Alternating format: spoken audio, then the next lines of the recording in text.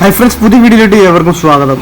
അപ്പോൾ ഇന്നത്തെ വീഡിയോയിൽ വാട്സാപ്പ് ഉപയോഗിക്കുന്ന നമുക്കൊക്കെ യൂസ്ഫുൾ ആവുന്ന ഒരു വീഡിയോ ആണ് കേട്ടോ. ഈ വാട്സാപ്പ് ഉപയോഗിക്കുന്ന എല്ലാവർക്കും യൂസ്ഫുൾ ആവും. കാരണം ഈ വാട്സാപ്പ് ഈ അടുത്തായി ഗ്രൂപ്പുകളിലൊക്കെ വോയിസ് ചാറ്റ് എന്നൊരു ഫീച്ചർ കൊണ്ടുവന്നിരുന്നില്ല, നമുക്കൊക്കെ ഒരു കിട്ടിയിട്ടുണ്ടാവും.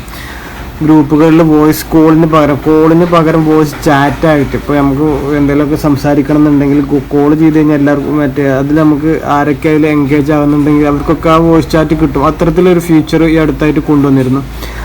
അപ്പോൾ ആ ഒരു ഫീച്ചറിൽ ഒന്നുകൂടി എന്താ പറയുക, അതിൽ ഒരുപാട് ആളുകൾക്ക് ബുദ്ധിമുട്ടുണ്ടായിരുന്നു. ഇതുപോലെ ആളുകൾ ആവശ്യമില്ലാതെയൊക്കെ ഈ വോയിസ് ചാറ്റ് എടുത്ത് അതിലിങ്ങനെ ചെയ്ത് കാരണം പല ആളുകൾക്കും നോട്ടിഫിക്കേഷൻ വന്ന് ഒരുപാട് ആൾക്കാർ ബുദ്ധിമുട്ടുണ്ടാകും. കാരണം ഗ്രൂപ്പ് ഒന്ന് ലെഫ്റ്റായി പോകേണ്ട കാര്യം അങ്ങനെയൊക്കെയുള്ള അവസ്ഥകളുണ്ടാവും.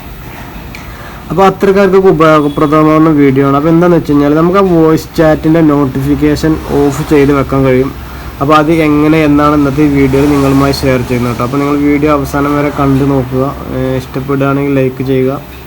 അപ്പോൾ ഈ അടുത്തായി ഇറക്കിയ ഒരു ഫീച്ചറാണ് ഇത്തരത്തിൽ വോയിസ് നോട്ട്. ഈ ഒരു മുകളിലുള്ള ഈ ഒരു എംബ്ലം അതിനുള്ളൊരു എംബ്ലമാണ്. അപ്പോൾ അത്തരത്തിൽ നമ്മൾ വോയിസ് നോട്ട് നമുക്ക് വോയിസ് ചാറ്റ് ചെയ്യാൻ പറ്റുള്ള ഒരു എംബ്ലമാണത്, ഒരു ഫീച്ചറാണത്.